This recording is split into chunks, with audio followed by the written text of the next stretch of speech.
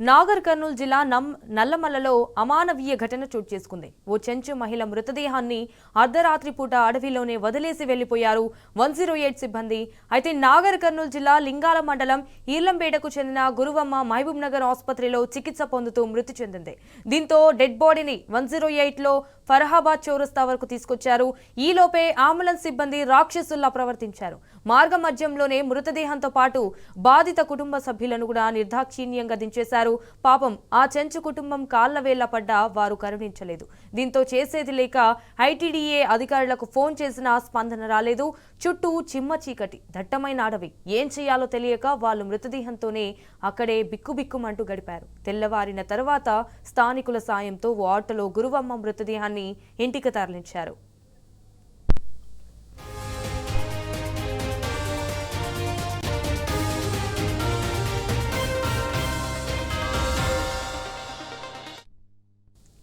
Right, ఇదే విషయానికి సంబంధించి మరిన్ని డీటెయిల్స్ మా ప్రతినిధి శేఖరాచారి ఫోన్ ద్వారా అందిస్తారు.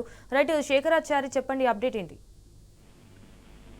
నాగర్ కర్నూలు జిల్లాలో ఒక అమానవీయమైనటువంటి సంఘటన చోటు చేసుకుంది. నాగర్ కర్నూలు జిల్లా లింగాల మండలం ఈర్లపెంటకు చెందినటువంటి మన్లి గురువమ్మ అనే 29 సంవత్సరాల మహిళ గత 10 రోజుల క్రితం ఆమెకు హెల్త్ బాగలేకపోవడంతో అచ్చంపేట ఆసుపత్రికి వైద్యం కోసం వెళ్ళగా అక్కడి నుంచి మాబనార్ ఆసుపత్రికి పంపించినటువంటి పరిస్థితి.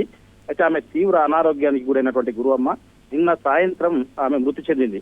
అయితే ఆమె మృతి చెందడంతో ఆ మృతదేహాన్ని 108 అంబులెన్స్ లో తరలించి రాత్రి పొద్దుపోయాక అక్కడికి తీసుకొచ్చారు. అయితే ఈ నల్లమల్ల అచ్చంపేట నియోజకవర్గంలోని నల్లమల్ల అటవీ ప్రాంతమైనటువంటి దట్టమైన నల్లమల్ల అటవీ ఉండేటువంటి ఫరహాబాద్ అని ఉంటుంది. అక్కడ ఆ మృతదేహాన్ని అంబులెన్స్ లో తెచ్చినటువంటి మృతదేహాన్ని గురువమ్మ మృతదేహాన్ని అక్కడనే వదిలిపెట్టి 4-5 గంటల ప్రాంతంలో వదిలిపెట్టిపోయారని చెప్పేసి అక్కడి నుంచి అంబులెన్స్ వాళ్ళు, అయితే ఇక్కడ ఈ చెంచులు ఎవరైతే ఉన్నారో వాళ్ళ బాగోగులన్నీ చూసేటువంటి ఒక ఐటీడీఏ డిపార్ట్మెంట్ ఉంటుంది. వాళ్ళకి సమాచారం ఇచ్చి వెళ్ళామనేమో అంబులెన్స్ వాళ్ళు చెప్తారు. కానీ వాళ్ళేమో అసలు సమాచారం ఇద్దామంటే కూడా వాళ్ళకు ఫోన్లు కలవలేదన్నట్టుగా వీళ్ళు చెప్తా ఉన్నారు. మొత్తానికైతే వాళ్ళ మధ్యలో కోఆర్డినేషన్ మిస్ అయిందా ఏంటో మొత్తానికై. అయితే ఒక చెంచు మహిళ దారుణమైనటువంటి పరిస్థితుల్లో ఆమె మృతి చెందితే ఆమె మృతదేహాన్ని ఇంటికి చేర్చాల్సినటువంటి పరిస్థితి ఉంటుంది. కానీ ఆ ఇంటికి చేర్చకుండా మధ్యలోనే వదిలిపెట్టిపోవడం నిజంగా కూడా చాలా మందిని కూడా కలిసివేసినటువంటి పరిస్థితి కనిపించింది. ఆ కుటుంబ సభ్యులైతే నిజంగా కన్నీరు మున్నీరుగా విలపిస్తున్నటువంటి పరిస్థితి కనిపించింది.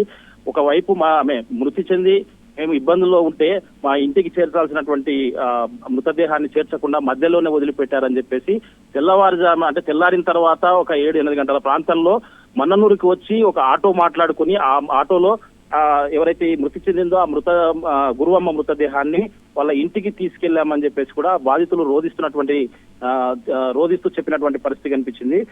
మొత్తంగా చూసినట్టయితే మృతదేహం ఇలా అడవిలో వెళ్ళడం ఏంటని చెప్పేసి కూడా అక్కడ ఉండేటువంటి చెంచు కుటుంబాల నాయకులు కూడా పెద్ద ఎత్తున వాళ్ళు ప్రశ్నిస్తున్నటువంటి పరిస్థితి కనిపిస్తుంది. అయితే ఐటీఐ అధికారులు మాత్రం ఈ రోజు ఉదయం నుంచి ఎన్నిసార్లు ఫోన్ చేసినా గానీ ఆ ఫోన్లు కలవట్లేదని చెప్పేసి, ఫోన్లకు రెస్పాండ్ కావట్లేదని కూడా వాళ్ళు చెప్తున్నటువంటి పరిస్థితి కనిపించింది.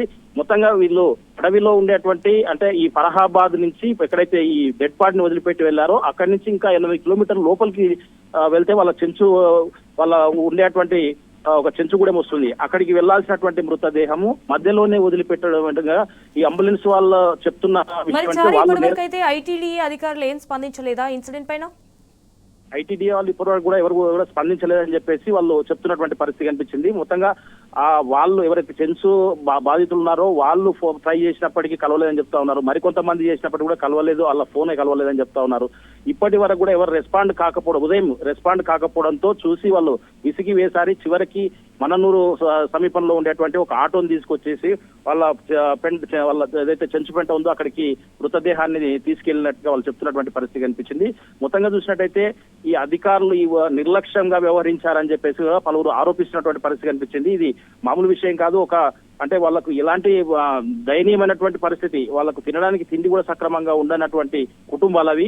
తర్వాత అడవిలో నివసించేటువంటి కుటుంబాలు ఎటుగాని ప్రదేశంలో మధ్యలో వదిలిపెట్టి ఆ డెడ్ బాడీతో పాటు అక్కడ అంబులెన్స్ లో తీసుకొచ్చిన వాళ్ళని వదిలిపెట్టిపోతే అసలు ఆ అటవీ ప్రాంతంలో ఉండేటువంటి ప్రదేశంలో వదిలిపెట్టిపోతే ఏంటి పరిస్థితి అని చెప్పేసి కూడా పలువురు ప్రశ్నిస్తున్నటువంటి పరిస్థితి కనిపించింది. మొత్తంగా ఈ అమానవీయమైనటువంటి సంఘటనగా ఇది చోటు చేసుకుంది.